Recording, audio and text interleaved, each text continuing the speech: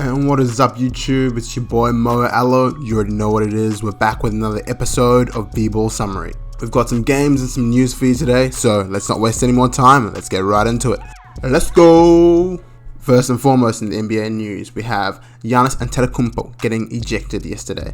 Because of this ejection, Giannis has been given a one-game suspension by the NBA for his headbutt against Mo Wagner. And without any further ado, let's head right into our first game, in which we have the Indianapolis Pacers versus the Houston Rockets. It's safe to say that Houston came out firing on all cylinders. They hit 4 3-pointers to start off the game, jumping to a huge 15-point lead in the first quarter. However, this was very shortly lived and not very representative of the rest of the game. Following this run, Indiana locked them down from 3-point range. So with their 3-point shots not falling, Houston had to find another way to score. And they did that behind James Harden, who scores 45 points on the night and has 17 rebounds, a career high for him, to go along with 9 assists, one shy of a triple-double. As I mentioned earlier, Indiana was doing a great job at defending the 3-point shot from Houston, but they were also consistently finding their own shots and getting and one after and one. This ultimately led to them being able to stay in the game despite a huge offensive performance from James Harden. These teams traded blow for blow for the second and third quarters. However, spurred by a run, the Pacers sought to take control of the game with James Harden sitting on the bench. They went up by as many as 14 points. However, when James checked back into the game, this was quickly subsided. With a barrage of points, Harden is able to bring it back into a 2-point game. There's only 28 seconds left on the clock. Unfortunately, this game ends with very little excitement. The Houston Rockets are ultimately forced to play the foul game, which leads to them losing. The final score on this one, 108 to 104. Pacers win by 4. And in game 2, we have the Toronto Raptors versus the Philadelphia 76ers. I'm sure Philly fans were able to breathe a sigh of relief as they saw Joel Embiid lacing up for this game. It turns out his ankle injury wasn't as severe as we all thought. The 76ers go on a large run to start the first quarter. However, this is quickly subsided by the Raptors coming back with a run of their own. The Sixers seek to take control again in the second quarter, but the Raptors fight back. This happens once more in the third, as they're led by as many as 10 points. But the Raptors wouldn't go down without a fight. Despite incredible defense by the Sixers, it seemed as though the Raptors could not miss in the late fourth quarter. It ultimately means that they're able to come away with the win on the night. The final score, 125 to 121. Raptors win by 4. It should be noted that although Joel Embiid laced up, he was an absolute non-factor in this game. But it was great to see him cheering his team on from the bench. Without dwelling on these nonsense games too much, let's dive right into Game 3, in which we have the Miami Heat versus the Oklahoma City Thunder. Realistically, most of this game was rather one-sided. The Heat dominated this, leading by as many as 22 points early in the fourth quarter.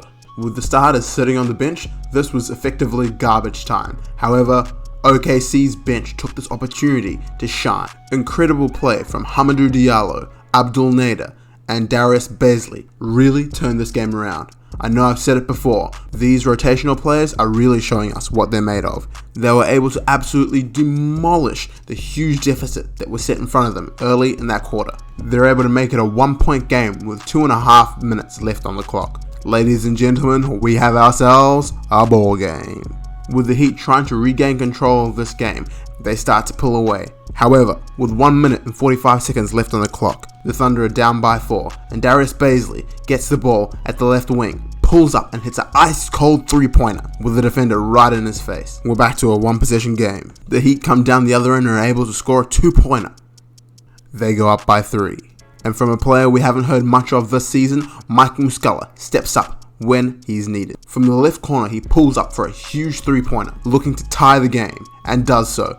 The ball finds the bottom of the net with nothing but a splash. With the game clock winding down, Solomon Hill is given the ball by the Heat. He drives into the paint, does a hard cross on Abdul Nader, who absolutely lost him, and Hill is presented with an easy 2-point layup. The Heat are now up by 2 with 11 seconds left on the clock. The Thunder call a timeout to advance the basketball. Darius Bazley, who had had the hot hand for this unit throughout the game, was trusted to take the final shot to tie the game. As he drives into the lane, however, he sees Mike Muscala open at the 3-point line, and with incredibly unselfish basketball, he gives the rock up. Mike Muscala, who had just tied the game moments ago, steps up to the plate, lines up a 3-pointer, and drills it. The Heat are unable to get a quality shot off, and they ultimately lose this game. The final score, 115 to 116. OKC wins by 1. The player of this game for me is Darius Bazley. With his 21 points, 9 rebounds, and 4 assists, he shows off his incredible passing ability. That's something I really didn't expect from him.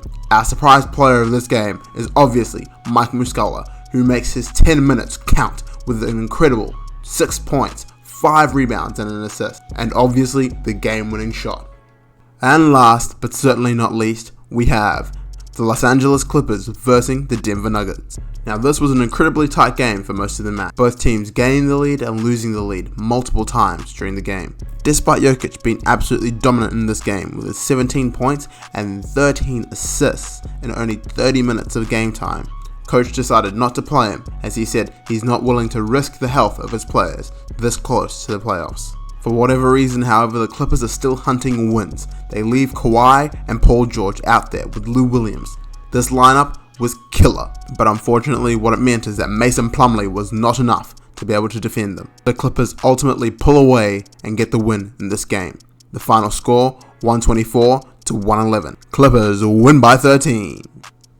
My player of the game is Nikola Jokic. He really put on a passing clinic today. We saw some incredible passes dished out by him. His skill in being able to find his players for incredible assists and easy baskets is second to none, including other guards in the league. He's definitely up there as one of the best passers of all time, regardless of position. And that's going to do it for us today. Only 4 games for us to cover off, so we're already done. Let us know your thoughts as we head into tomorrow, which is going to be a huge game as we find out who gains the highly coveted 8th seed in the West, and of course, who will be versing them for a chance in the playoffs as the 9th seed. If you want to stay up to date with the NBA scores and news, make sure you tune back in tomorrow. If you liked today's video, make sure you like the video and let us know in the comment section below. And as always, if you know anybody who might enjoy NBA content like this, share it with them, because at the moment, we're NBA YouTube's best kept secret. But without any further ado, Mo, Aloe.